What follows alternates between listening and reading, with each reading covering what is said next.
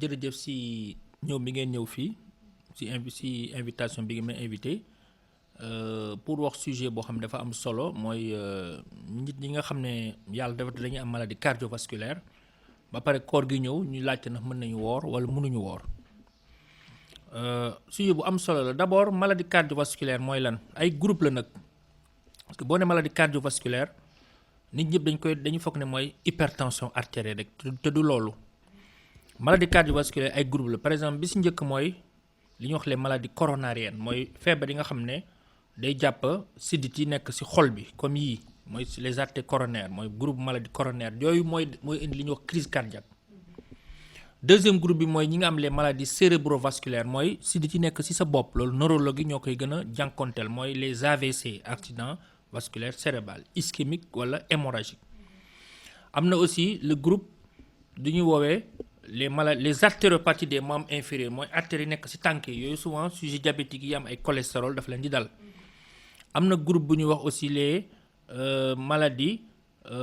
thromboemboliques et veineuses loolu di ngeen koy thromboembolique et les thromboses des veines des membres inférieurs ak les embolies pulmonaires Covid bi dégg ngeen ñuy wax ne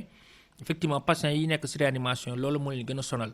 dégg ngeen aussi ñuy wax AstraZeneca bi day indi ay thrombose veineuse ak embolie pulmonaire. C'est vrai mais le risque est tellement minime loolu xam naa yéen di ngeen ci wax nañu continue di vacciner wu malgré ça.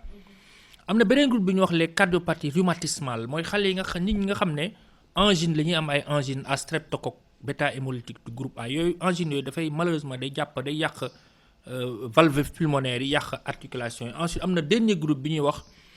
les comment dirais-je les cardiopathies congénitales xale yi nga xam ne dañuy judd ak ay malformation mais bi si gën a bari moom fii Sénégal mooy maladie cardiovasculaire mooy les pathologies coronariennes mooy infarctus wala les AVC nga yooyu tension nag hypertension artérielle mooy le numéro 1 ci kii bon maladie cardiovasculaire bi gën a sonal nag nit ñi en Afrique au Sénégal c'est l'hypertension artérielle voilà. Maintenant xam nga koor gi bu ñëwee étude bari ci dëkku musulman yi lañ koy def. dëkku musulman yëpp ñu ci bari def nañu ay études ñun def nañu boo demee Turquie boo demee dëkku Maghreb bi Maroc Algérie Tunisie parce que ñoom ci koor gi aussi dañuy remarquer ne est-ce que koor gi bu ñëwee est-ce que boo demee ci service d'urgence yi comme fii réanimation yi ay principal wala CTO feneen wala Fann est-ce que ci biir koor gi pathologie dina yokk wala du yokk question bi foofu la nekk. am na man ay collègues yu ma ne ak réanimation yi ne par exemple service d'urgence yi bu ñu dogee ba pare souvent di nga gis guddi gi ñu bari dañuy dem dans les services de réanimation loolu mooy leen ça veut dire que am na ñoo xam ne am nañu ay pathologies cardiovasculaires peut-être surveiller wu ñu ko woon koor gi ñëw mu xaw leen indi problème guddi gi bu ñu lekkee ba pare wala ki ñu dem hôpital pour xool seen bopp loolu avant Ramadan bi ñëw lañ ko war a def donc pour être simple majorité études yëpp. parce que mënuñu wax étude bu nekk boo jëlee étude yi ñuy def yëpp ci Ramadan ak maladie cardiovasculaire étude yëpp prouvé nañu ne booy woor du aggraver maladie cardiovasculaire yi ak condition dafa am condition que malade bi soit stabilisé mooy muy jël garabam bu dee tension muy jël garabam. maladie cardiométabolique la ñu war a jox parce que souvent ñi am tension dañuy am diabète wala gis nga comme lu jaune li cholestérol wala surpoids wala obésité donc ak mën nga woor boo amee maladie cardiovasculaire à condition que nga stabiliser sa traitement mooy ngay jël sa garab sa tension bu nekkoon par exemple ay 18/12 wàcc avant koor gi moins de 14/9 par exemple 13/8 12/8 régulièrement ngay contrôler ak appareil bi boobaa mën nga woor wala sa maladie contrôlée mooy. tension bi yeneen feebar yi ci nekk diabète cholestérol yëpp nga stabiliser ko mooy nga am tension jël sa garab tension bi normal mais diabète bu fekkee da nga am diabète aussi diabète bi équilibré sa cholestérol wàcc ainsi de suite ba pare ngay def tuuti activité physique et sportive koor gi mën nañu def tuuti activité physique et sportive ça dépend ban type de sport. au contraire aussi am na étude yu wane ne au contraire Ramadan bi dafa am effet bénéfique xam nga. même Ramadan bi ñëwul am na nit ñoo xam ne dañ lay wax ne ay mag ay nit ay personnes dañ lay wax ne chaque jeudi ak chaque lundi dañuy woor loolu dafay parce que booy woor di nga moytu wàññi lekk lu sucré lu saf xorom ak lu am graisse donc di nga gis ne booy woor tout le temps chaque semaine pendant toute ta vie effet bénéfique lay am donc ramadan bi seetlu nañu ne au contraire dafa am effet bénéfique si nga xam ne dañuy am ay maladies cardiovasculaires maintenant bien sûr le contenu que nit ñi bokkuñ ku nekk da nga am ay susceptibilité individuelle man immunité bi ma am kii amu ko avant ramadan bi jot képp ku am maladie cardiovasculaire da nga dem ci sa médecin traitant wala sa infirmier wala sage-femme mu xool la jox la conseil est-ce que mën nga woor wala moo donc maladie cardiovasculaire moom honnêtement mën nga ci woor maintenant am na nag d'autres maladies cardiométaboliques parce que nee naa la ku am tension souvent mën na ànd ak diabète mën na ndax cholestérol ak poids bu dee diabète bi la àndal tension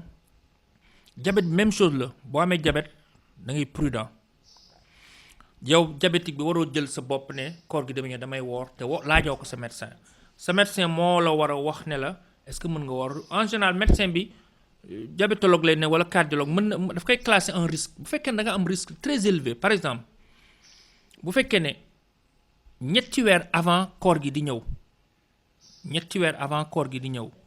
defoon nga benn par exemple coma diabétique nga mujj hôpital ñu génnee la wala nga def hypoglycémie sa sucre wàcc ñu génnee la wala nga def coma hyperosmolaire mooy sucre bu bari nga hôpital ñu génne la yow waratoo woor d'après recommandation su fekkee ne aussi da nga am benn maladie boo xam ne dafa associé diabète par exemple tension bu bari wala leneen wala même Covid sévère ni bul woor su fekkee ne aussi sa diabète contrôlé wu lañ ko bul woor wala bu fekkee da ngay pikiru insuline loolu am na solo c'est très difficile ngay pikiru ñetti yoon parce que am na diabétique yu pikiru insuline mooy type 1 yi mooy xale yi souvent parce que seen yaram amul insuline dañuy pikiru suba midi ngoon wala ñaari yoon am na aussi ñu am type 2 di pikiru booy pikiru daal te nga nekk type 1 mooy xale bul woor léegi risque boobu mooy risque très élevé am na nag un risque un peu élevé mooy diabétique bi nga xam ne dafay am souvent buy contrôler suukaram par machine bi suukaram bi du normal wala ko xam dafa am ay complications boobu nag am na solo su fekkee ne yow da nga nekk diabétique nga am ay complications yi wax complication microvasculaire mooy bi laal ay sidditu ndaw parce que suñu yaram am na ay sidditu ndaw par exemple diabétique boo xam dafa am rétinopathie dafa jàpp bët bi rétinopathie bu mu woor su fekkee ne dafa jàpp rein yi mooy néphropathie insuffisance rénale bul woor su fekkee dafa jàpp neer yi aussi mooy catu kii neuropathie bul woor loolu ay complications sidditu ndaw yi la maintenant am na complication bi laal sidditu mag yi boobu même chose bu fekkee dafa jàpp sa sidditu coronaire yi bul woor su fekkee dafa la def sidditu bopp yi AVC bul woor bu jàppee sidditu tànk yi bul woor am na aussi personne âgée fragile koo xam ne dafa am âge bu mag te mu xaw a fragile autonomul il n'est pas autonome mooy lépp dañ koy defal kooku tamit mag boobu bu mu woor mais nag honnêtement gis nañ fi ay mag yoo xam ne yàlla may na nag âge yoo xam ne koor gi bu jotee ak loo mënti wax ñoom dañuy woor mais dañu ne sujet âgé très fragile vraiment yow koor normalement wàcc na la dernier bi nag mooy koo xam ne risque am bariwul modéré et faible diabétique boobu mën na woor am na ñoo naan diabétique moo woor si diabétique boo xam ne il est équilibré avant koor gi amul benn complication mu ngi traité wu par ay molécules ay metformine wala molécules yu bees yi ñëw kooku mën na woor maintenant bu fekkee ne koor gi aussi docteur bi dafa la ko permettre surveillance la laaj li ñuy wax séance d'éducation thérapeutique mooy avant koor gi diabétique bi dañ koy woo wax ak moom lan mooy diabète wax ko ci lépp lu ñu koy fajee ba pare entourage am aussi ay mbokkam yëpp ñi mu dëkkal wax leen ko maintenant su fekkee ne dañ la permettre nga woor aussi y a une surveillance clinique yow da nga surveiller sa bopp par exemple booy tuur ndox lu bari ngay naan lu baax di maigrir am ay góom na nga ko signaler di jël sa suukar régulièrement di contrôler sa sucre régulièrement maintenant su fekkee ne nag léegi yaa ngi woor surveillance bi c'est tout le mois de Ramadan yow bii nga xam ne diabétique nga bu fekkee ne da nga am ay pathologie ay complications arrêter koor gi bu fekkee da nga déséquilibré aussi arrêter koor gi nga dem seet sa médecin nga arrêter koor gi loolu. ci surveillance boobu tamit war na surveiller li nga xamante ne moom la war a lekk. waaw mooy li ma wax léegi mooy séance bu ñu mësoon dafa bari séance d'éducation thérapeutique. diabétique bi avant koor gi da nga gis man Abasto bi ma newoon foofu avant koor gi da nga gis ñu bari dañuy ñëw dem fi ñuy wax apédia mooy foo xam ne la dañ fay teg ñëpp waxtaan ak ñoom di leen wan sax aliments yi ñuy lekk ak ñu lekk par exemple ceeb céréales la les féculents dañ lay wax ne lekk si juróom-benn kuddu ba juróom-ñaari kuddu loolu ñëpp dañuy laajte lu tax loolu mais lu tax parce que sucre yooyu boobu rek laa jël ceeb couscous mburu légumineuse mooy haricot vert petit pois ak lentilles pomme de terre ak mburu dafa am sucre mooy sucre lent sucre boobu dafa lay téye ñu bay dañuy defee ne da nga si lekk non du sucre rapide bi nga xam ne boo ko ñamee day saf sucre mais sucre lent la complexe boobu sucre bu baax la donc sucre boobu boo si lekkee lu bari ceeb bi bari day yokk sa sucre moo tax ñu leen wàññil ceeb bi alimentation équilibrée lekkal na beaucoup plus de légumes ak fruits lekkal beaucoup plus de légumes ak fruits mais mënoo jël ceeb bu bari nii plat bu bari lekk si ba suur te lekkoo légumes yi c'est vrai que yombul ne wax ko yomb na mais def ko boo demoon par exemple si koo xam ne ceeb lay bay moom lay dundee nga ne ko bu lekk ceeb bi te mu diabétique di nga ko poser problème donc y a toujours des kits de remplacement donc alimentation daal équilibrée ñu bari xam nañu lan lay léegi jën mu ngi fi jën bu ñu lakk yàpp ak protéine œuf voilà ak légumineuses yi wàññi ceeb bi daal au profit des légumes des fruits et des légumes au profit de viande ak ay protéines viande ak poisson donc séance d'éducation thérapeutique boo demee si ñi nga xam ne loolu mooy seen liggéey mooy nutritionnistes yi diététiciens yi ak yenn diabétologues yi nga xam ne def nañu nutrition ñoom dinañ la wax li ngay lekk ak li ngay alternative yi que ce soit pendant le mois de Ramadan après le mois de Ramadan c'est vrai que pendant le mois de Ramadan c'est un peu plus dur parce que da ngay yenn xiif dog jot ñu ne la lan nga war lan